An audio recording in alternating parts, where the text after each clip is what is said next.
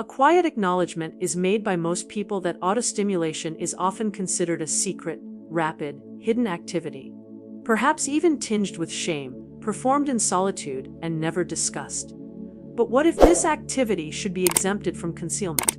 What if there is an intrinsic biological rationale for your body's capacity for pleasure? A reason it can generate the wave of release we clinically term orgasm. This physiological release is not random. It is not sinful. It is an integral design feature of the female anatomy, and it possesses a restorative power far exceeding common patient assumptions. Today, we are examining the 7 evidence-based health benefits of masturbation for women post-60. I urge you to remain engaged until the conclusion, because the 7th benefit is an unexpected revelation. It pertains not to physiology, but to a deeper, more profound element of well-being. Welcome back to the Female Health Podcast, where we maintain an open and honest dialogue regarding women's intimate well-being post-menopause. I am Dr. Lily Stones, a gynecologist and specialist in intimate health psychology. For over 3 decades, I have assisted women in rediscovering the power of their bodies long after societal narratives suggested otherwise. Before we delve into the core discussion, I want to share a special development. Memberships are now available on this channel. By joining, you will receive exclusive benefits, priority responses to your inquiries, and access to a private forum where you may ask me anything. It is a secure, personal space for our community, and I would be delighted to have you as part of it. The first benefit: vascular and tissue vitality. Now, the first benefit. Most women are unaware of its existence.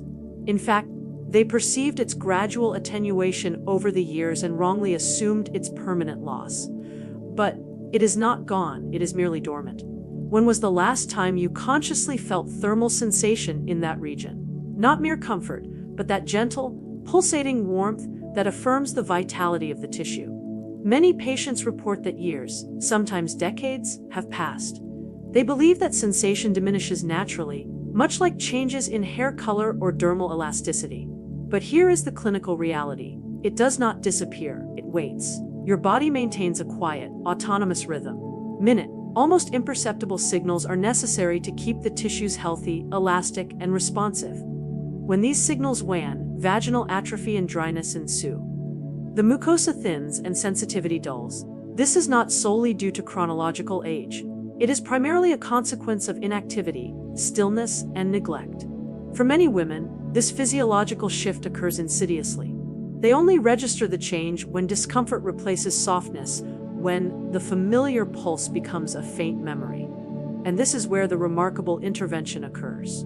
The very act most women were taught to conceal is the one that restores those necessary signals. Gentle, targeted stimulation initiates a rush of blood flow back to areas that have been nutritionally deprived for years. The warmth you perceive is not just pleasure.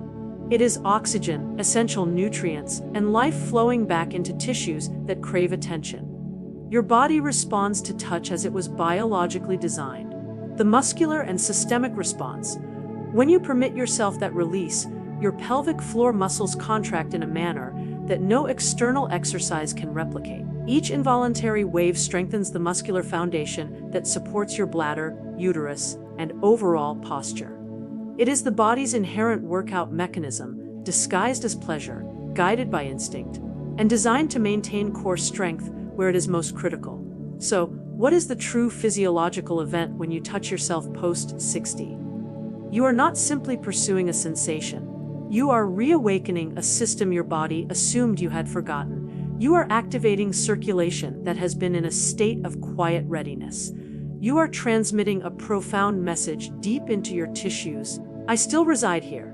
The second benefit, neurochemical calm and restorative sleep.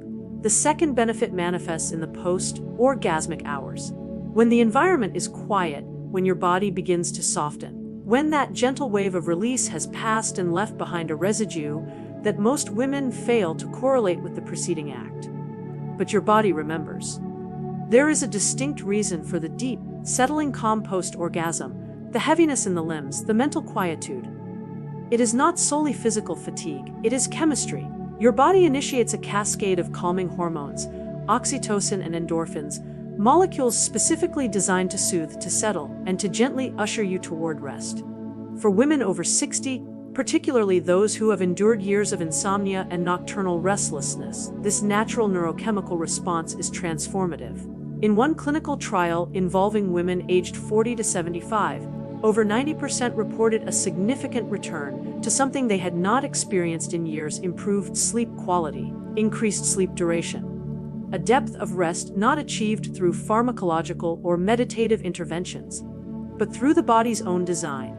They awoke feeling more rested, more vital, more equipped to face the day, all because they dedicated a few minutes to private pleasure before sleep. Consider the hours you have spent awake, your mind accelerated, your body tense, wishing for a single night of uninterrupted rest.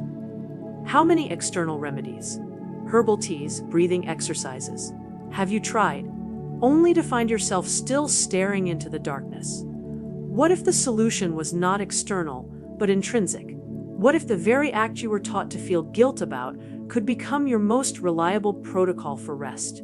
Natural analgesia, but this is even more powerful. Those same hormones that facilitate sleep have a secondary function. They operate as natural analgesics. During arousal and orgasm, your body releases endorphins.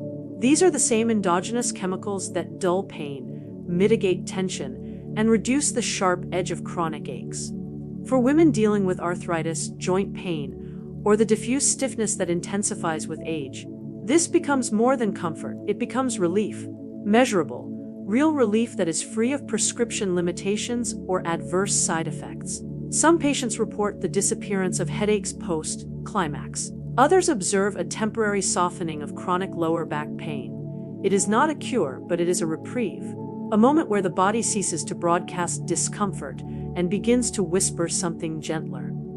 And for many, that moment is sufficient. Therefore, the second benefit is not just about sleep, though that alone is substantial. It is about the systemic consequences when your body is permitted its design function. To release, to soften, to heal itself from within using only touch, time, and permission. But the next finding is even deeper. While your body is releasing these calming chemicals, something else is occurring. Something emotional, something that modifies not only your sleep cycle, but your waking affective state. And most women are entirely unaware of this neuro-emotional correlation. The third benefit, emotional clarity and nervous system repair. The third benefit commences where sleep concludes, in the quiet hours after rest. You awaken and perceive a subtle lightness. The tension habitually localized between your shoulders is less acute. The ruminating thoughts that typically invade upon waking have softened. You cannot intellectually explain it, but your body feels subtly kinder. This is not coincidence. It is again a confluence of chemistry and emotion. The physiological effects of orgasm do not remain confined to the bedroom. Those same hormones that facilitated sleep, soothed muscles, and decelerated heart rate continue to circulate throughout the subsequent day. Oxytocin, endorphins, dopamine. Your body's endogenous blend of happiness, calm, and connection persistently circulate. They counteract the stress hormones that frequently dominate the post-menopausal years. The result is something deceptively simple. Your mood initiates a reset. This is why women who allow themselves pleasure frequently describe a sense of emotional clarity afterward. They experience greater ease in laughter. They feel more grounded. They cease apologizing for their mere existence. The act of pleasure, that deep, private surrender, is also an act of nervous system repair.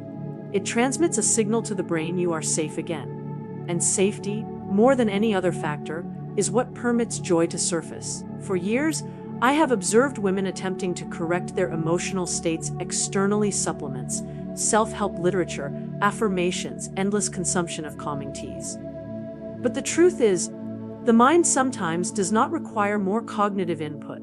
It requires a physical signal, a release, a wave that commands the body to declench, to cease holding on so tightly. This is precisely the physiological reset that autostimulation provides. And an even deeper dynamic underlies this shift. As your body releases tension, your mind begins to reconnect with a forgotten impulse: desire. Not solely sexual desire, but the desire to feel alive, to re-engage with music, to walk barefoot on the earth, to smile at your reflection instead of critically analyzing flaws. Pleasure reawakens parts of you that emotional dormancy had numbed. This is why, for many women, that single act of self-touch transcends the physical. It becomes emotional therapy. The moment they cease treating their body as an estranged entity, their affective state begins to follow. Lighter, calmer, clearer. Therefore, the third benefit is not merely about pleasure. It is about internal homecoming. Because when your body remembers joy, your mind follows suit. And in just a moment, we will discuss the subsequent effect. When that shift in your mental state begins to alter your self-perception in the mirror, something subtle begins to occur after this. You might not consciously register it initially. One morning, you observe your reflection in the same mirror you've used countless times, and something feels different. Not your face, not your hair, not even the lines etched by time. It is something else. A kind of softness, a quiet self-recognition that was previously absent. The fourth benefit, body ownership and self-esteem, because when you begin to give your body pleasure instead of criticism, it responds in ways that no external treatment can match. You begin to perceive yourself differently. The very contours that once elicited self-critique now feel like symbols of life, of endurance, of mature womanhood. You cease viewing an aging body and start seeing a living one. One that still experiences sensation, still moves, and still merits touch. I have heard women describe this as a re-entry into self. They report that the initial attempts at self-touch felt awkward, mechanical, even mournful. But then something shifted. One patient stated, "It was like I encountered myself again, and I liked the person I met." That is the mirror shift. When the body ceases to be a project for correction and becomes a companion to cherish. The fascinating aspect is that clinical data aligns with this. Studies show that women who regularly engage in self-stimulation tend to report higher body satisfaction and stronger self-confidence, extending beyond the sexual context. Not because their physical form changed, but because their relationship with their physical form changed. The act of pleasure becomes a conversation, one where shame is finally silenced. As you continue this self-connection, you may observe its influence extending into other life domains. Your manner of dress, your movement, the way you enter a room. You might stand slightly taller, maintain eye contact a little longer, smile authentically. Confidence becomes less about external appearance and more about internal ownership. Knowing that you are still present, still potent, still capable of giving and receiving joy. And here is something rarely discussed.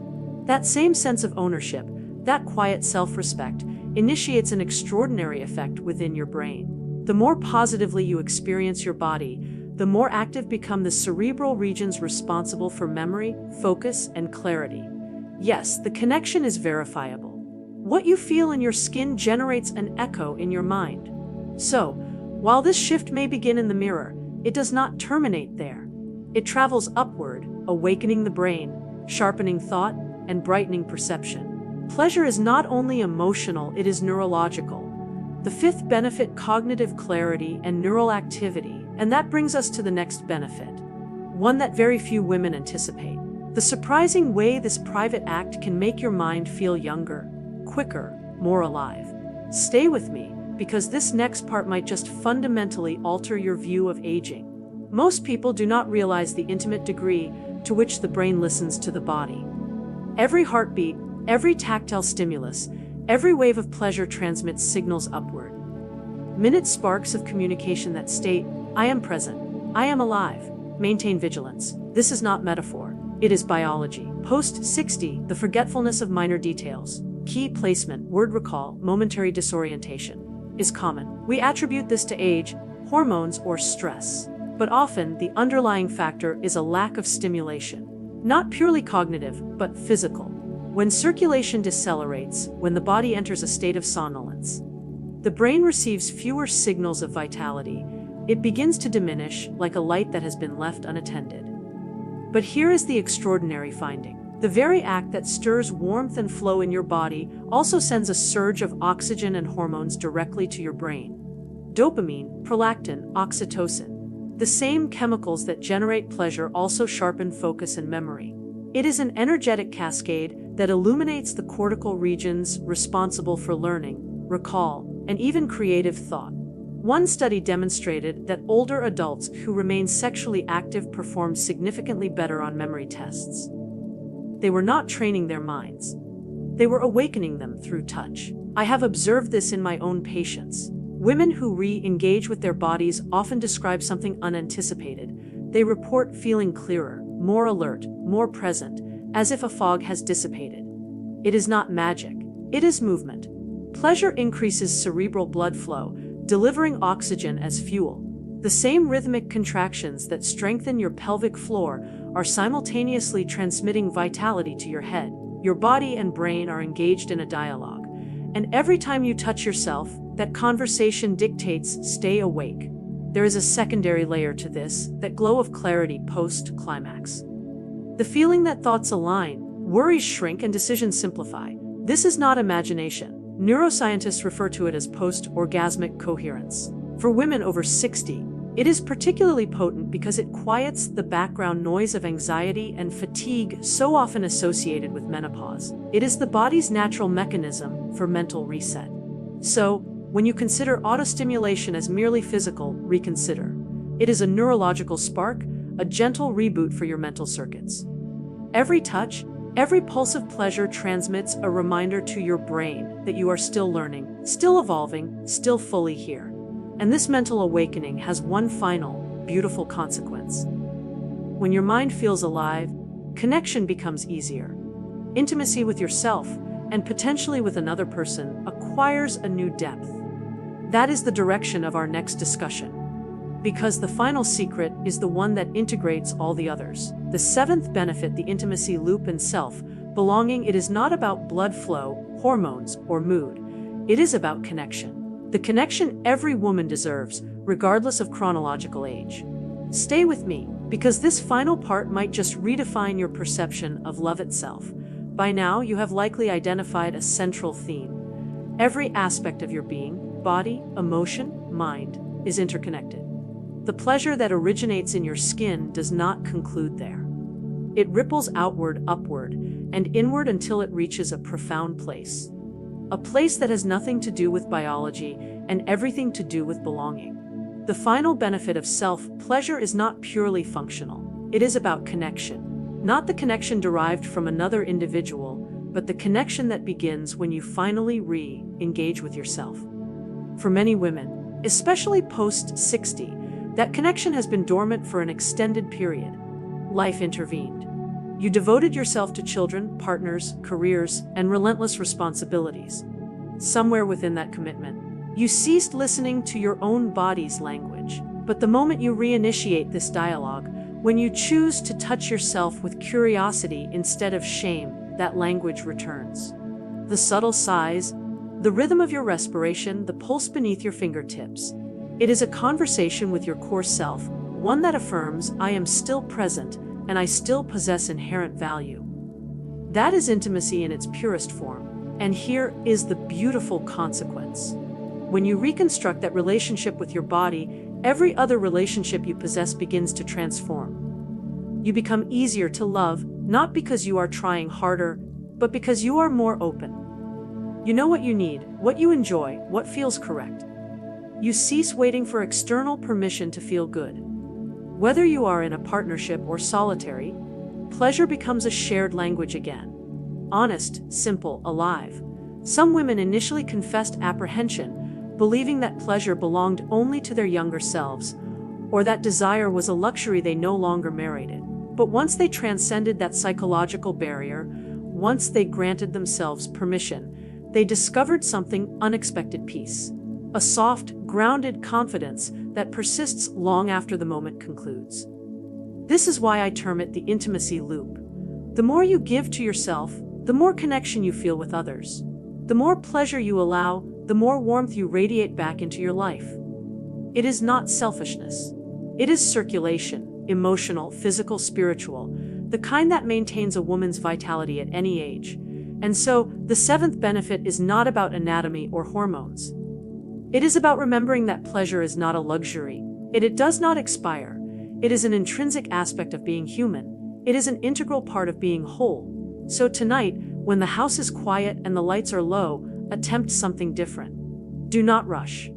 Do not perform. Just touch, breathe, feel. Allow your body to remind you of what it already knows, that you are still capable of deep, beautiful connection because you haven't lost your spark. You've simply stopped touching it. If this episode spoke to you, I would be grateful to hear your thoughts. Tell me in the comments what part of your body or your life are you now ready to reconnect with. Your words might provide another woman with the courage to begin. And if you haven't already, subscribe and join our community of women rediscovering their spark post-60. Because here, pleasure is not a secret. It is a return to yourself.